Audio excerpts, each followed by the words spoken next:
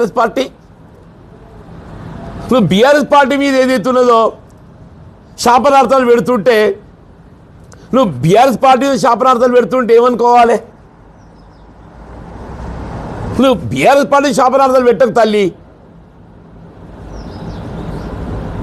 రాష్ట్రంలో అధికారంలో ఉన్నది రేవంత్ రెడ్డి గారు.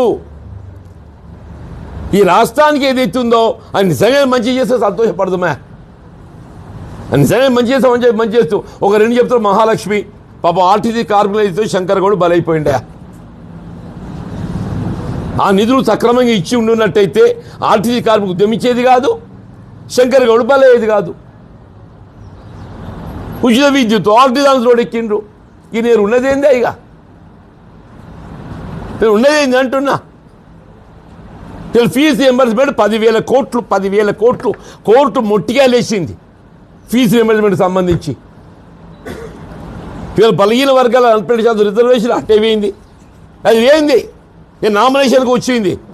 ఇప్పుడు కేవలం సింగిల్ విండో నామినేషన్ చెప్పి నిన్న క్యాబినెట్ నిర్ణయం అయిందంట, ఏదో చర్చ అయిందంట. మరి స్థానిక సంస్థలు కూడా నామినేట్ చేస్తా అంటాడు. ఇది కూడా తెలియదు, కథ తెలియదు ఎవరికనే. నువ్వు నిన్నటి దాకా ఏం నడిచింది? సింగిల్ విండో నామినేషన్ అని చెప్పి చర్చ అయిందా? ఇంకా దాన్ని ఏమైనా కానూన్ దొరుకుతో చూస్తారు. స్థానిక సంస్థలు కూడా ఎన్నికలు పోకుంటే నామినేట్ చేయవచ్చా? అట్లుంది పరిస్థితి అని చెప్పి అంటున్నా. దాన్ని అడ్డుకునే ప్రయత్నం చేద్దామమ్మా అంటున్నా నేను. కేసీఆర్ గారి ఉద్యమ స్ఫూర్తితోనే ఇవాళ మీరు నాయకురాలిగా ఎదిగొచ్చిండ్రు. కేసీఆర్ గారి ఉద్యమ స్ఫూర్తితోనే ఏదైతుందో మీరు నాయకురాలిగా ఎదిగొచ్చిండ్రు. మరి ఈ స్థాయి వచ్చిందంటే అది కేవలం కేసీఆర్ గారి యొక్క ఉద్యమ స్ఫూర్తి అంటున్నాను. దాన్ని కేసీఆర్ గారు మరింత గొప్ప నాయకుడు నిలబెట్టే విధంగా ప్రయత్నం చేద్దాం. కేసీఆర్ గారు మరింత గొప్ప నాయకుడు నిలబెట్టే ప్రయత్నం చేద్దామని చెప్పంటున్నాను.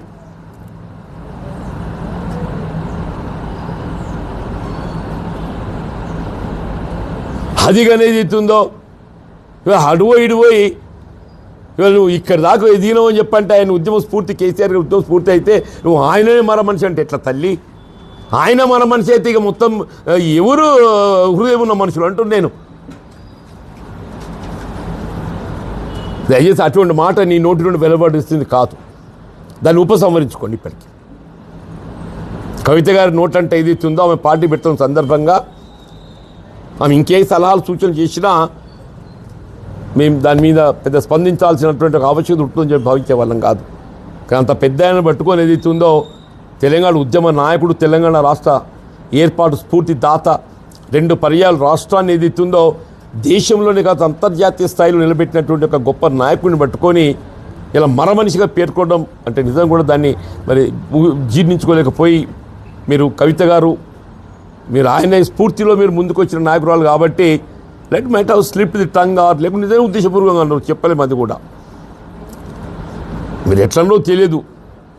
కానీ ఏదైతుందో దాన్ని ఉపసంహరించుకుంటే మీ గౌరవం ఉంటుంది. దాన్ని మరమనిషి అనే ఒక పదాన్ని ఉపసంహరించుకుంటే మీ గౌరవం ఉంటుంది. ఇవాళ ప్రజాస్వామ్యంగా మీరు పార్టీ పెట్టుకుండ్రు. We wish that you should become success. మంచిదే కదమ్మా. మీరు కూడా ఒక రాజకీయ పార్టీ నాయకురాలిగా ఒక రాజకీయ పార్టీ స్థాపించిండ్రు. మీరు కూడా సక్సెస్ కావాలని కోరుకు తప్పేంటి దాంట్లో. ఆ ఎదుగుదల ఏదైతుందో ఈ ప్రజాస్వామ్యంలో ప్రజల మేలు కొరకు అది మంచి చేయగలిగితే సంతోషపడదాం. ఎవరైనా అంతే కదా, ప్రజల మేలు కొరకు ఏదైతే పనిచేస్తే సంతోషపడదామని చెప్పండి. మీ స్థాయిలో మీకున్నటువంటి ఆలోచన మేరకు, పరిజ్ఞానం మేరకు మీరు కూడా మంచి చేసే ప్రయత్నం చేయండి. అంతేగాని ఏదైతుందో ఇటువంటి ఆ పెద్ద ఆయన గురించి పదం వాడటం ఏదైతుందో సరైనది కాదు. దయచేసి ఉపసంహరించుకోండి అని చెప్పని నేను విజ్ఞప్తి చేస్తాను. Thank you sir.